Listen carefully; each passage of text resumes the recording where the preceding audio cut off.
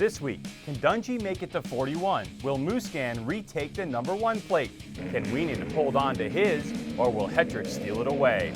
What about road racing? Did this really happen in a race? And how about a trip up the hill in under 7 seconds? We've got all the answers only on the RacerX Show.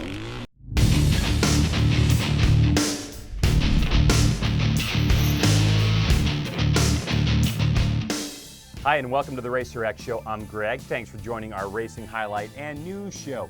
We've got all that stuff that's in the teas, plus we'll update you on the crazy MotoGP season and tell you how you can win a 450 motocrosser of your choice. So let's go.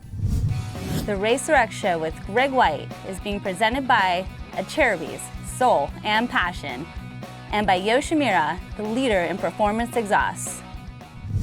Let's start the show with the motocross segment presented by Acerbis, where in the 250 class, we're still waiting for that straight-up battle between Jeremy Martin and Marvin Muscan.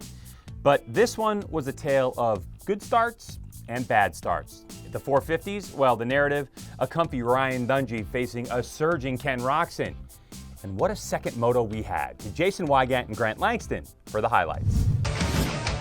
The rolling hills of southwestern Pennsylvania welcome you to round 5, the Lucas Oil Pro Motocross Championship, sanctioned by AMA Pro Racing, the UPMC Sports Medicine High Point National. Do the Lucas Oil race recap. Good start for Marvin Muscan. Up against an army of Geico Hondas, and he gets his Red Bull KTM out front of them all. Motorsport.com whole shot for the number 25. He was too hard to stop from there.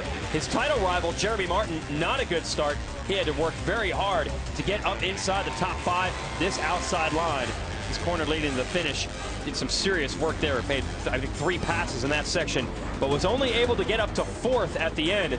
Actually was beat by his brother Alex. Here is Alex on the 31. Great riding for him. Nice to see him on the podium. Look at that, just full commitment, get that bike land over. I mean, he railed that rut, looked just like his brother, but no one could stop this guy. Start to finish, just how he rode it up in his dreams. Yeah. Moto 1 in the book. Cianciarulo finishes 2nd. Martin beats Martin 3rd and 4th. Osborne back to 5th. Savacci gets Hampshire late. Craig back to 8th. Plessinger and Nelson round out the top 10. Zach Osborne gets the Motorsport.com whole shot on that Rockstar Husqvarna. Little mistake here, barely gets over the top of that triple jump. That allows Marvin Muscan to get inside, take the lead, and take off. Osborne, though, held on strong to finish 2nd. And then behind him, he had a battle of the Martins. Joey Savacci was 3rd. Alex and Jeremy Martin fighting for 4th. Jeremy around the outside, able to take over that position. Valuable championship points there. So the younger brother beating the older one in this one. Muscan, like we said, cruising to victory. We just talked to him before the break. He's definitely happy and also retakes the series points lead. Osborne 2nd in this moto. Savacci, we mentioned, in 3rd. Jordan Smith, good run to finish 6th. Craig Nelson, McElrath, Plessinger in the top 10. You will not see Dungey up front early. Didn't get a good start here. Christophe Pourcel thought he had it. Went wide in turn 1. It gets edged out by Justin Barcia. See Dungey back there about maybe 7th. Barcia in the lead, but look at Dungey go to work here in the number 5, Grant. Oh, his opening few laps were something special. He just carved through the pack, made it look quite easy. Up the inside here, gets Pourcel, doubles through that turn. Look at that. He was just on rails, gets to the front quickly, round, squares up Barcia here, finds some smooth ground, gets the drive, and that was all she wrote. Dungey wins that one by 4 seconds over Roczen, who is pushed to the end by Pourcel and Anderson. So a rally here for the Husqvarna boys. Both in the top 5. Barcia recovers for 5th. Tickle over Seeley, 6th, 7th. Noren, Brayton, Hahn round out the top 10. Nice job, Will Hahn, getting inside the top 10. Another great start for the Rockstar Husqvarna of Christophe Pourcel. That's the white motorcycle. Holds the inside line, holds the pack off, and he holds the Motorsport.com whole shot award. Watch out for the number 1 of Ken Roczen. He gets around Justin Barcia to get to 2nd, and now he's battling with Pourcel for the lead. Yeah, and then comes up the inside. Pourcel has a look over, leaves the door open. Roczen gets by him, and he would hold the lead, but not without some pressure from the points leader, Ryan Dungey. Right on him for most of this race. And then towards the end, see Dungey making a few little mistakes. From there, Roxon just eliminated the mistakes and rode phenomenally well. And the number one finishes just there. Yeah. First. Number one today, and that is huge. This guy started the year off with a back injury. We really thought that we would see. I was waiting for the press release to say he was out with a back injury So and not going to be able to glad we race didn't get this that one. summer. No, we did not. Yeah. Instead, he's actually recovered, and he's finally got a victory this year. Dungey finishes second. Anderson and Porcel put those Husqvarnas in the top 5. Barsha splits them in 4th. Pike and Nicoletti, those are Barsha's teammates. Good runs for them, 6th and 7th of the Yamahas. Tickle, Hahn, and Seeley round out the top 10. What Ken Roczen did in Moto2 was just awesome. The fastest laps of the day were put down early in the day, when the track is in good shape. 11:05 a.m., Christophe Porcel uncorked an out-of-nowhere 158.4, the only rider in the 58 range. Fast forward to 4:23 p.m., 450 Moto2, Roczen unleashes a 6-lap string of fast ones, which ended to the amazement of all with a 158.1 on a ripped-up high point. And what really struck me in the post-race press conference was Roxon's comments. He told me that the team still has work to do to make the bike better, and he feels there's room to improve. Dungey's riding great, the Red Bull KTM team is doing work, but you have to raise your eyebrows if you're those guys.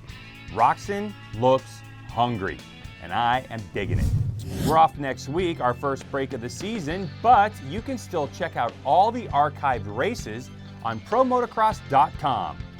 Make sure you log in after you finish watching the show and check out all the motos from the first 5 rounds of the Lucas Oil Pro Motocross season. If you're in the market for a new 450, make sure you've entered for a chance of a lifetime.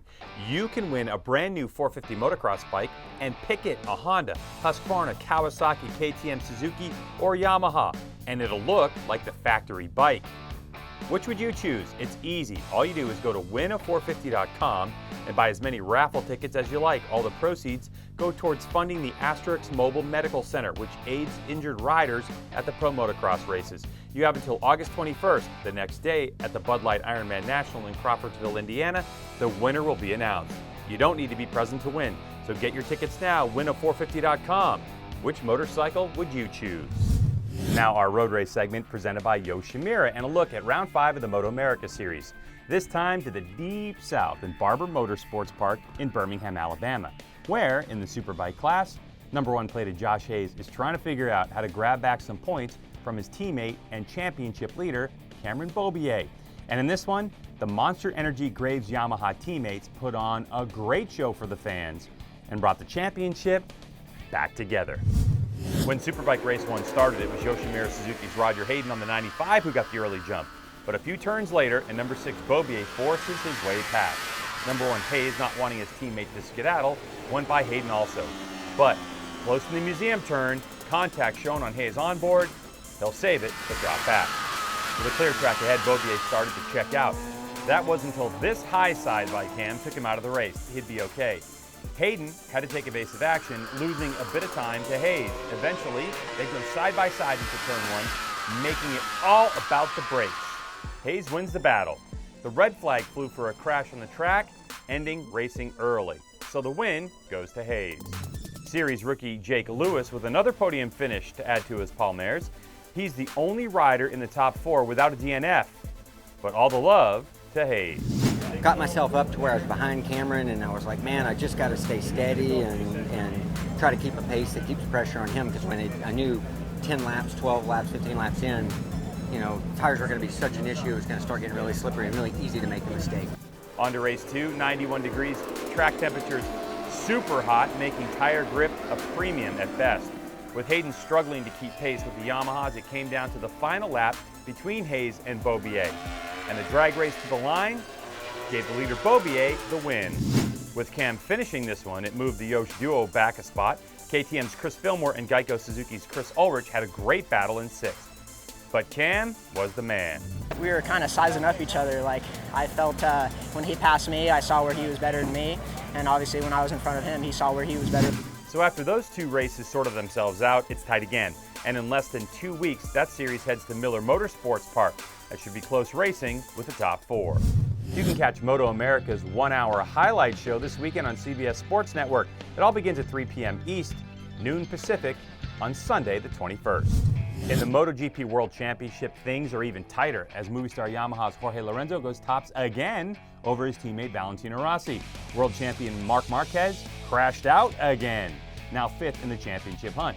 Rossi matched Lorenzo's pace in the race, but a better start from the Spaniard in Catalunya was the key. Lorenzo now trails Valentino by 1 point after his 4th win in a row. The FIM ENI World Superbike Championship is in Italy this weekend. TV coverage begins at 6 a.m. East on beIN Sport Network. Both Superbike races back-to-back, so check it out. And that is our road race segment, presented by Yoshimura. Round 2 of the AMA Pro Hillclimb Series was at White Rose Motorcycle Club's Hill in Jefferson, PA, about a week ago, where thousands of people showed up to witness our first double winner of the season. In the smaller displacement extreme class, things got hot early as Lancaster, Pennsylvania's Phil Libhart rode fast and first, posting a 7.680 second ET. Then the number 1 plated John Kester crested the hill in 7.464. He would hold on to that through the intermission heading into run 2. And when Libhart kicked things off in the second half, he shot up the hill, stopping the clock at 7.022. Vinny Nuzalili shaved more than half a second from his first ride to wedge himself into second place at 7.348. And this is how they'd finished. Robert DeBusk missed the podium by 79 thousandths of a second. What a heartbreaker. In the Premier Unlimited Class number 2, Jay Sahlstrom was the first rider on the day to drop into the sixes with a 6.978 second ET on his first run. That would lead the way into intermission. But on the second run, Vincent Nuzalili moved ahead of Sahlstrom by 0.035 of a second for the lead. Nuzalili's time forced the ride by Sahlstrom, who was waiting to ride last. Libhart was on the 15-minute clock sorting out bike issues, which actually made Sahlstrom ride early. He posted an ET of 7 seconds flat, not enough to win. Libhart riding a spare bike, then topped the hill with the fastest time of the day, 6.912 seconds. That run nudged Nuzalili to second, Sahlstrom to third, unable to better his first run time. Now to the high-flying, bar-banging action of the Mountain Dew ATV Motocross National Championship and their 6th stop of the year. This time, Sunset Ridge MX in Walnut, Illinois. Hot and humid conditions would test the racer's fitness, but the real storyline reads like this. Defending champ Wienen Motorsports' Chad Wienen just got back his red number 1 plate from the very fast Joel Hetrick on his Hetrick Racing Corrosion Specialties Honda. And Chad, he doesn't want to give it back. So what's Hetrick gonna do about it? To the video we go. Well, he started out in the right direction, earning the ATVRider.com Fastest Qualifier Award. Hetrick put his Honda, which was in pink this weekend in honor of the event's theme in support of breast cancer awareness, into the lead and earned the SSI Decals Hole Shot Award for the opening AMA Pro ATV Moto, with Wienen and Maxxis Yamaha's Thomas Brown in tow. Wienen applied the pressure on Hetrick early and was able to make the pass for the lead on the opening lap. Hetrick stuck with Wienen's rear fender for the entire moto. Hetrick never sat more than a 1.5 seconds behind and even posted the fastest lap of the moto in pursuit of his rival. On lap 9, Hetrick closed down the deficit to mere bike lengths and made a run for the win in the late stages of the moto, but Wienen would go on to lead all 11 laps of the moto. Round 5 winner Brown got the whole shot in moto number 2, and with a clear track ahead, Brown was able to rip it. So much so that by the halfway point, Brown's lead was in double digits. With Brown pulling away, Wienen settled into second, knowing the overall would be his with a runner-up finish. The pressure was on Hetrick, who had to fight his way forward from a 5th place start. He would eventually break free of his battle to earn 3rd. Wienen's 1-2 gives him his 3rd overall of the season. Brown nudges out Hetrick with that Moto2 win, but we get to hear from Chad. You know, we had a great mud setup, and a lot of guys decided not to go with the mud setup, and man, Thomas and I nailed it, and he ended up getting the whole shot, and I followed him behind him. I was probably about 4th or 5th, but man, made some quick passes right away, and just rode it to the finish in second for the 1-2 overall. Wienen's win moves him 15 points ahead. Hetrick also lost ground to Brown, who sits 26 points out of the lead. The next one, 2 weeks, round 7, from Spring Creek Motocross Park in Millville, Minnesota on the 27th. You can catch round 5 action on MAV Television Network Saturday, June 20th at 10:30 a.m. East, 7:30 a.m. on the other side of the states. Okay, how do you know you're having a great year racing a motorcycle? How about leading 2 national championships in different disciplines? Enter Caleb Russell. The North Carolinian is crushing it in the GNCC series and recently won his first Kenda National Enduro. Well, he's back at it in Upton, Wyoming, and here's how it went. A saturated course greeted racers for round 6 of the Kenda AMA National Enduro Series, where we'd see FMF KTM teammates Caleb Russell and Russell Bobbitt go after the win for the Inya Cara National Enduro. Russell kicked things off with a big win, posting a time that was 1 minute 35 seconds faster than Colorado's Ian Blythe. Bobbitt was fastest in test number 2, edging Russell by 27 seconds. Russell came back with a strong ride in the 3rd test, posting another win. Bobbitt won the final test, but it was Russell's consistency that earned him the overall win as the North Carolina rider finished the day with 3 second-place times to go with his 2 wins, while Bobbitt had 2 test wins, a 3rd, and 2 fourths. Beta USA's Corey Buttrick claimed his best finish of the year, riding the new 430 RS to 4th. But hats off to Caleb Russell on another overall win in Enduro. It's an all KTM affair up front. Russell has 2 wins and 3 seconds in the 5 this season. And with no conflicts in the schedule for Russell, he's got a great shot at winning the National Enduro and GNCC titles. That would be something. 4 Enduros to go. Did you know you can catch more detailed coverage of the Kenda National Enduro Series anytime on nepgshow.com? Just log on and start watching. How about experiencing some new types of racing? This weekend, AMA Pro Flat Track invades Hagerstown, Maryland on Saturday. Don't miss that.